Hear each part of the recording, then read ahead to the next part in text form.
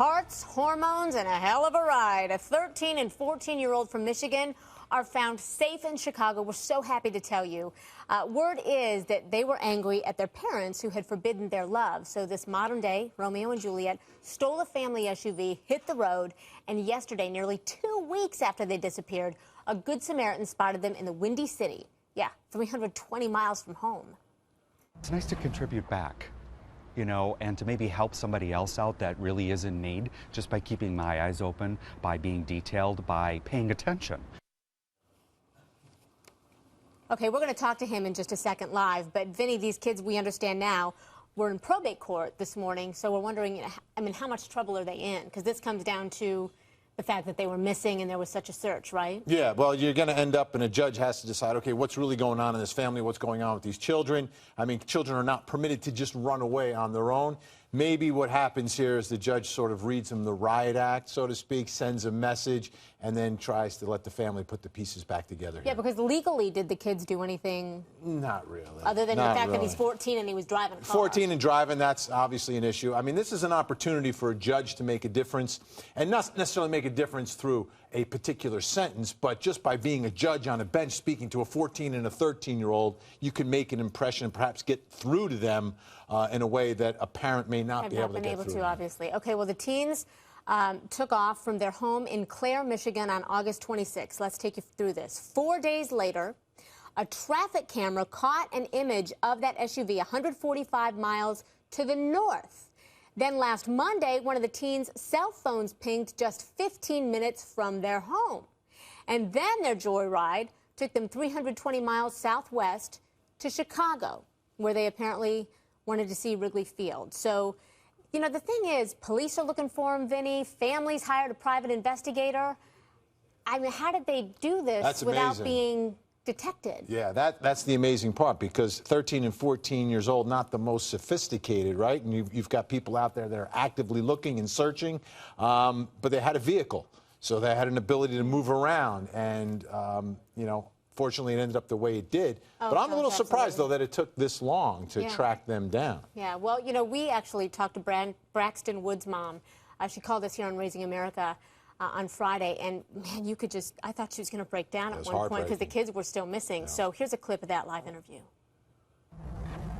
They felt like they were very much in love, and that's intense for a 13 and 14-year-old, but I felt like it was a positive one. Braxton was on the phone sometimes with her for hours, helping her with her math homework, and it was, for a 13 and 14-year-old to be in two different towns, they had to be supervised all the time. We had to either drive him over to her house or she had to be here. So, I mean, I felt like it was a positive relationship. All righty, so we reached out to both sets of parents today. They couldn't join us, obviously, because, as we just said, they were both in court with their kids. But they did want to thank everybody who helped in the search, obviously. And I want to bring Dr. Tiff into this because we all remember being 13 and 14 years old, don't we? Yeah. Dumb and love and feeling like no one. Yeah. And parents just don't understand. It's a state of limerence. And limerence is that feeling that we get as teens.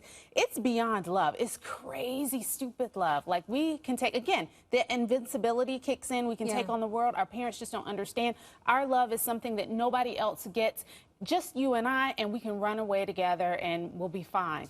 But they don't understand the consequences of all of that. Okay, but now the kids are found, thank goodness. They're home, they're back with their parents. As parents, as a family unit, what do we need to do to remedy what has been broken? Because there's trust broken on both sides. Right, certainly there is. And I think that part of what is happening today with that court case, hopefully they will understand, like, this didn't just affect the two of you. This affects the family. There were people out looking for you. This goes far beyond just what was happening in your home. This is a big freaking deal.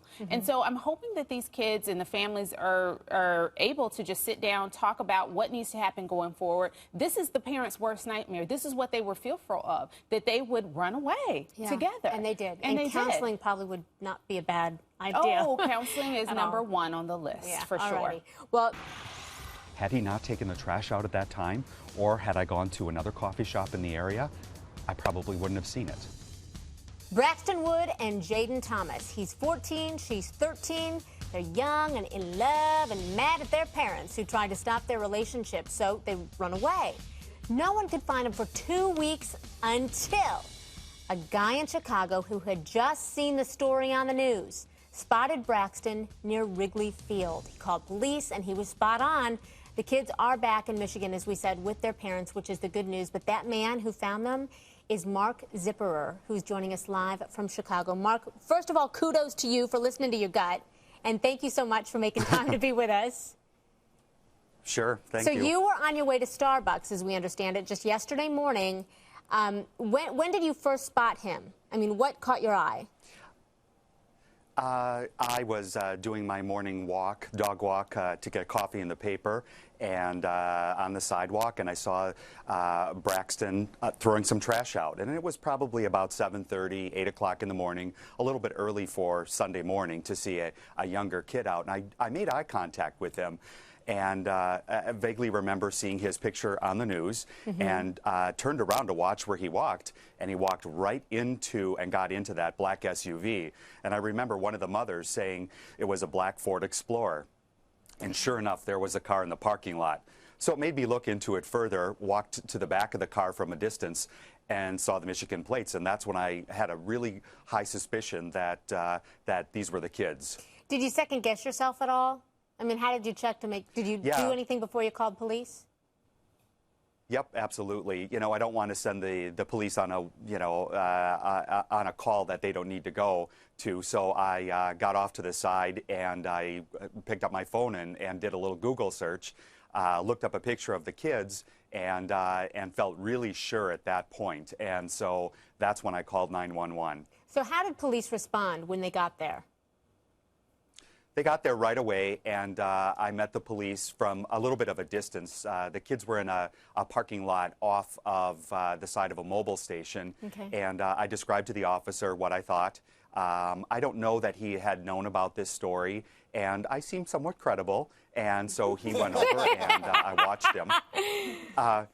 I watched him, and it was early in the morning, so he was trying to decide, you know, well, what is this all about? And I seemed to have all my facts, and he knocked on the window of the SUV, and Braxton came out, and then the cop leaned back and gave me a thumbs up, letting me know that he had found the kids. Wow. What went through your head at that moment when you realized, oh my gosh, I just found these kids that have been all over national news that their parents have been looking for? Well, it was just a warm, good feeling inside, you know, to give back. And I don't have any kids, but I cannot imagine what their parents were going through after that long of a period of time. And as the police were there and more cars were showing up, I went out to the Facebook page that was set up, found the number of their private investigator, and called him right away, just so word could get to the parents as soon as possible. And the private investigator probably was taking a lot of calls that morning, too. And I said, check Facebook. I just put a picture of the SUV out there. And then he knew, too, that that we had finally found them. And again, he said, all right, I've got to go. I've got to call the parents. Oh, well, but, you know, congratulations to you first of all. Big kudos, absolutely. Big kudos to you for going with your gut. Because this is how people find missing people.